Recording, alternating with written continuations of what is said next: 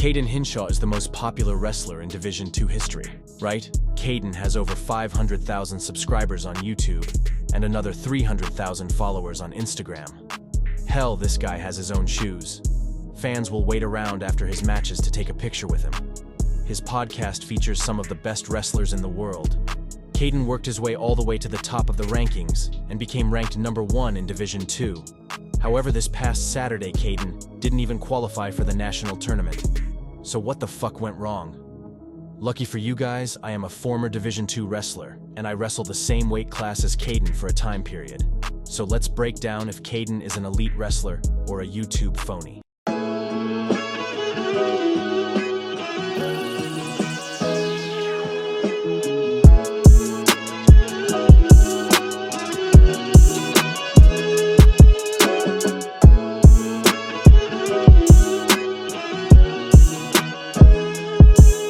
It's a pleasure to welcome you back to the amazing art of wrestling.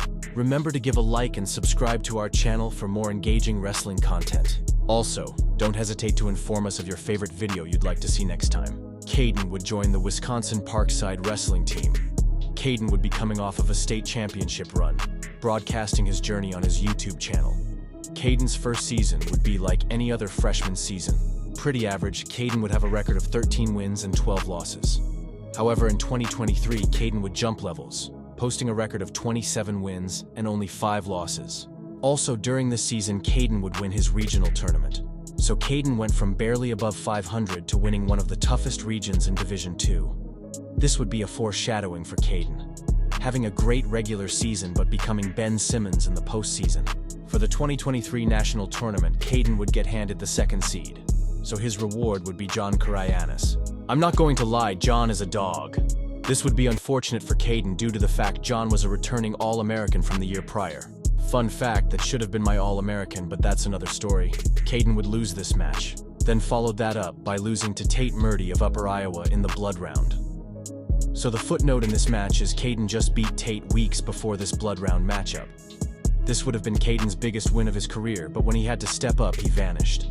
During the 2024 wrestling season, Kaden would once again make high-level jumps.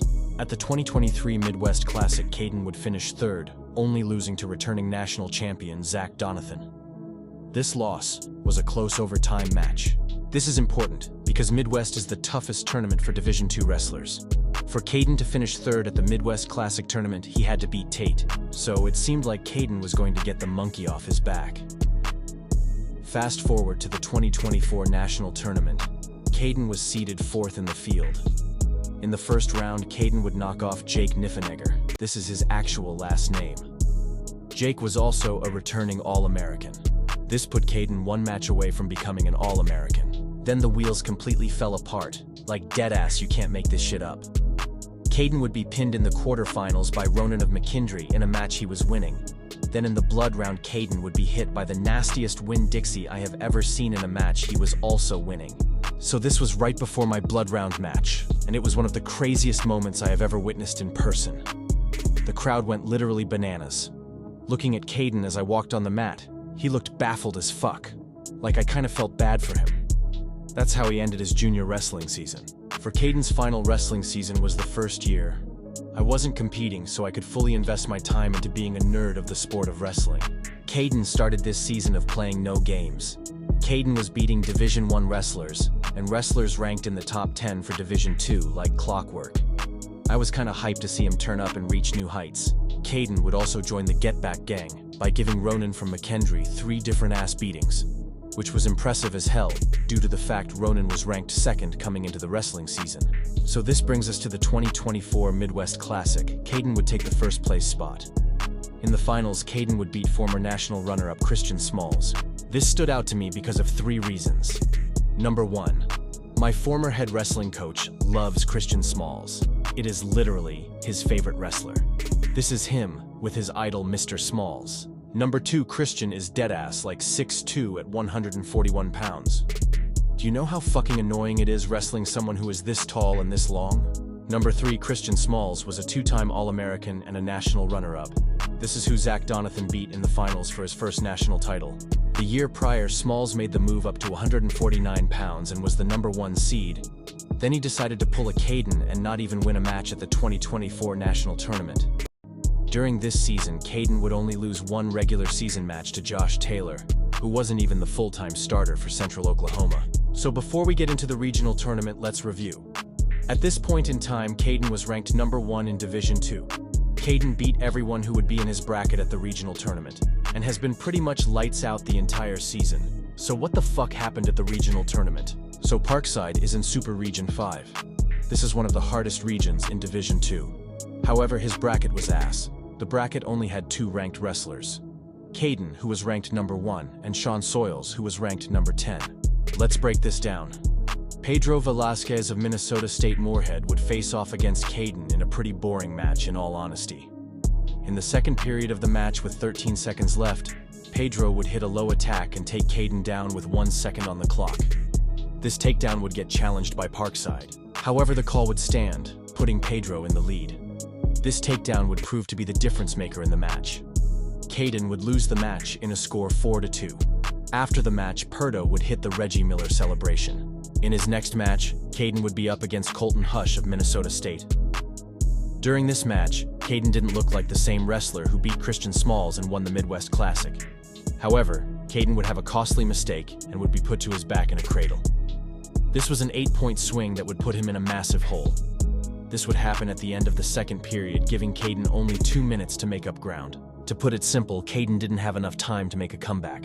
Wait a fucking second, Anthony Edwards got the whole fucking state of Minnesota turned up. Former US presidents have to now stand down. Gable Stevestons is beating up on kids and hanging out with John Jones in his free time doing God knows what. And now the only Division 2 wrestling schools decided to beat the number 1 ranked wrestler in their weight class in back-to-back matches. Alright, let's answer the million-dollar question. Is Cayden Henschel elite or just a YouTube phony? I think Kaden is an elite wrestler, especially this year.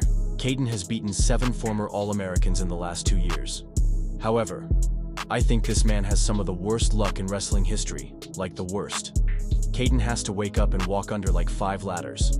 In the 2023 season, John was injured for most of the year, and he finished 3rd in his region.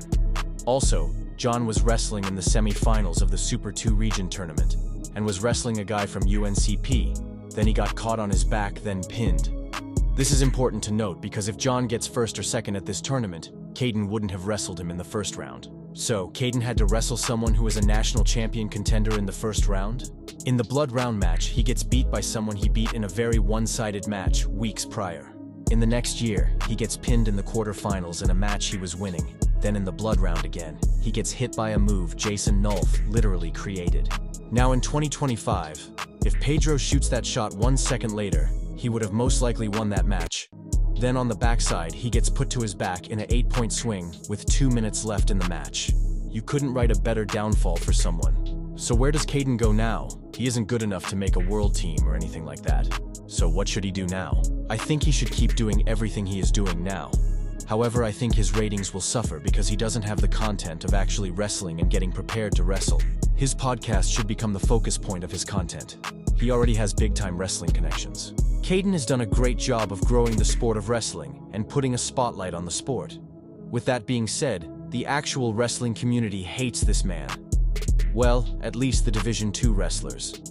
In 2023, when Kaden lost in the blood round, I was in the back where all the wrestlers warm up, and 3 teams started cheering and celebrating this man's loss. In 2024, the arena got louder than the finals matches when he lost. In 2025, you can see the teams in the back going nuts when he got put to his back. I was dead ass at the Super Region 2 tournament, and wrestlers was so hyped that he got beat. Let's think about it. I have never heard of Kaden doing anything that was out of pocket. I think people just hate to see other guys eating. But preying on someone's downfall is insane work. At the end of the day, the sport of wrestling has been lucky to have Kaden be a part of the sport. Being a former Division 2 wrestler, Kaden has brought a lot of eyes to us at this level. Hell, Flow Wrestling out here dropping Division 2 content. You didn't see this 5 years ago. So shout out Kaden and stop walking under ladders and shit.